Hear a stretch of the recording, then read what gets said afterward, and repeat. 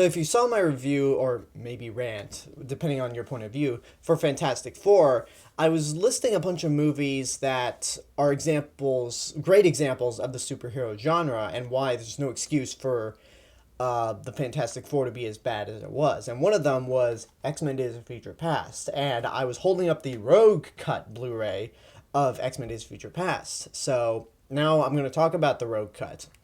Normally, I try not to talk about extended versions of a film because I think that there's not really much an extended version can add because can either hurt a movie, and if it helps, I might like briefly mention it in another video. But there's been a lot of hype surrounding this version of X-Men Days of Future Past that I figured I gotta talk about it. It's been built up for a whole year. It was shown at San Diego Comic-Con, so I finally had a chance to watch it. And what I'll be doing is I'll simply list all the really noticeable differences and changes that this version has compared to the theatrical version. In terms of like the movie as a whole, I think it's just as good as the theatrical cut, which the theatrical cut, you can watch my review for it, but I said it was one of the best movies of last year and that you should get off your ass and go see it right now. This version of the film is the same way. I mean, there's not really a different outcome in terms of the story. There are some changes here and there, but the basic outcome from beginning to end is pretty much the same. I want to talk about the differences that I noticed that I felt were worth mentioning. Let's start out with the obvious and the reason on why this is called the Rogue Cut. Because Anna Paquin is in this movie as Rogue from the first three X-Men movies, and in the theatrical cut, she was just a cameo. She appeared at the end once everything was resolved, holding hands with Iceman, and it was cute. It was cute, especially for those of us who watched the first three X-Men movies and love them, mainly the first two. So in the future scenes, we can assume that she's dead.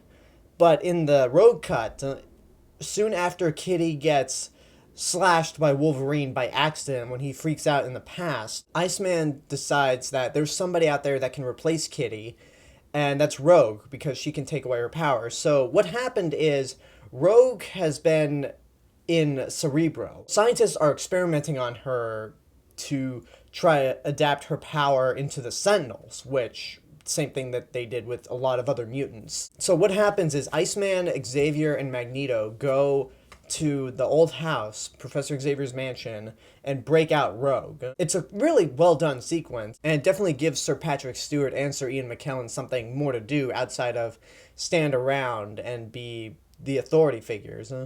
And one thing that's noticeably different is that Iceman is killed during the Rogue sequence. Once they break Rogue out, a bunch of Sentinels attack and Iceman's killed, but Xavier, Magneto, and Rogue get away. So that's one major difference from the theatrical version, is that Iceman is not present during the final battle. But one thing that it does that I'm not too much of a fan of is that it takes away some tension. When Kitty got slashed by Wolverine and she had to maintain her position and keep his conscience in the past, there was some tension because you were worried that what if Kitty could just drop dead as she's doing this? That would be a big thing to fear, and it definitely adds more tension because here a dying Kitty is trying to keep Wolverine in the past as all the other mutants are fighting the Sentinels, and she could easily die at any minute. So with Rogue replacing her, there's no real tension because Kitty is like on the sidelines taking a break and Rogue's taking over,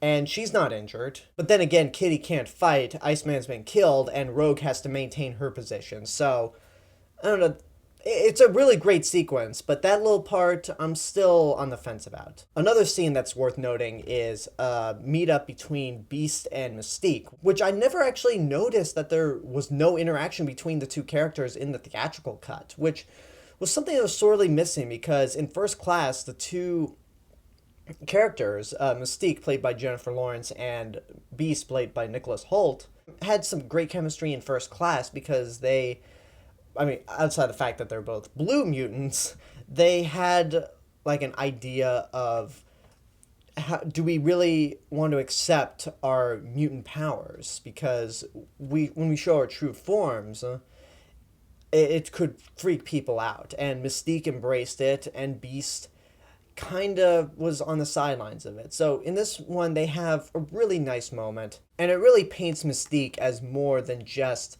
some like careless killer, which I mean in First Class she did show some humanity, but in Days of Future Past she was more lethal and dangerous.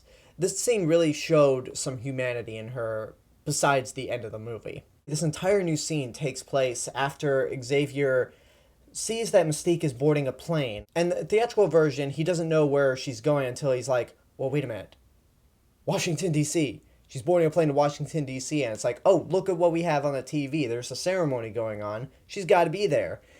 Which I found, okay, like, I'm not going to doubt Professor Xavier because he's psychic. He's one of the most powerful mutants in the world. But in terms of, like, a story thing, that just seemed a little too convenient. In the road cut, after Xavier failed to convince Mystique, Wolverine is like, all right, you gotta get some rest. You tried your best. So then Beast is up watching the news, and he sees that there's going to be an announcement at the White House to present the Sentinels. That's when Mystique comes in, and later that night, Mystique breaks into Cerebro and destroys Cerebro, so Xavier won't have to track her the next day. But then Beast says, you know what, I saw something that might be a clue, and then we cut to him showing Wolverine and Xavier the broadcast. So I think that part's a little better, it's less convenient, and it shows Beast as being more intelligent, which is something I appreciate. So those are the two major things that happened in the road cut. There are a few other moments that I thought that were worth pointing out. In the future scenes, the Mutant Warpath has some memorial that's dedicated to a potential family that he lost during the war to the Sentinels. So that's a nice touch and shows how difficult the war is for mutants. And something else I like is that once Xavier explains his plan on how to stop this war from happening, and Wolverine suggests, send me back in time because my brain can take it, because I never age, I can make the trip. In the theatrical cut, everyone's like, okay, let's do this. But in the road cut, the new mutants like Bishop, Warpath, Blink are like, no, hang on, we gotta think this through because you're talking about going back in time. What if you make the future a lot worse? What if we don't exist?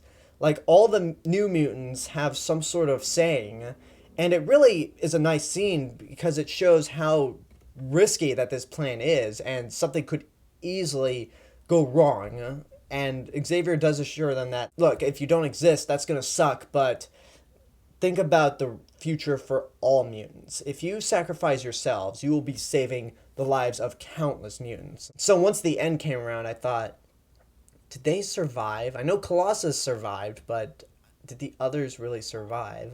However, the one thing that scene does that I don't like is it really does demonstrate how bad Halle Berry is. Okay, you know, she's not god-awful, but out of all the actors in this movie, she's the weakest. It's like, wow. Like, I can now kind of see why people criticized your performance in those first 3 movies. And then the last thing I'll mention is a little nod that I found cute when they go visit Quicksilver's house.